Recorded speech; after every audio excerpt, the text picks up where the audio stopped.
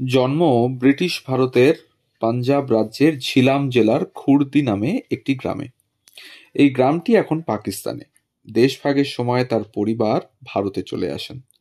মুম্বাইয়ের জয় হিন্দ কলেজে ভর্তি হন এবং জীবন ধারণের জন্য বাস কন্ডাক্টরের কাজও করেছিলেন।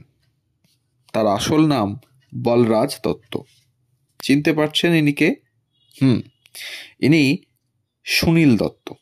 তার কর্মজীবন শুরু হয়েছিল দক্ষিণ এশিয়ার প্রাচীনতম রেডিও স্টেশন রেডিও সিলনতে একজন ঘোষক হিসাবে, যেখানে তিনি খুব জনপ্রিয় হয়ে ওঠেন। এরপরে তিনি হিন্দি ছবিতে অভিনয় করার সিদ্ধান্ত নেন এবং বোম্বাইয়ে এসেছিলেন। 1955 সালে নির্মিত রেলওয়ে স্টেশন তার প্রথম চলচ্চিত্র ছিল।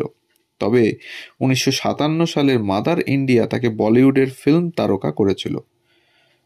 সুনীল ডাকাতদের জীবন নিয়ে নির্মিত চলচ্চিত্র মুঝে জিনে দোতে অভিনয়ের জন্য 1964 সালে ফিল্মফেয়ারের সেরা অভিনেতার পুরস্কার অর্জন করেছিলেন।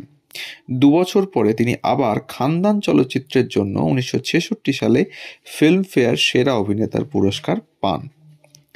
1929 সালের 6 জুন তিনি জন্মগ্রহণ করেন।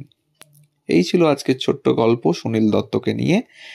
আমাদের চ্যানেল গল্প হলেও সত্যি এর গল্পগুলো যদি আপনাদের ভালো লেগে থাকে তাহলে অবশ্যই আমাদের চ্যানেলটিকে সাবস্ক্রাইব করুন, কমেন্ট করুন, পাশে থাকুন, বেল আইকনটি প্রেস করে রাখুন পরবর্তী গল্প পাওয়ার জন্য। বন্ধুদের সাথে শেয়ার করুন। সবাই ভালো থাকুন। ধন্যবাদ।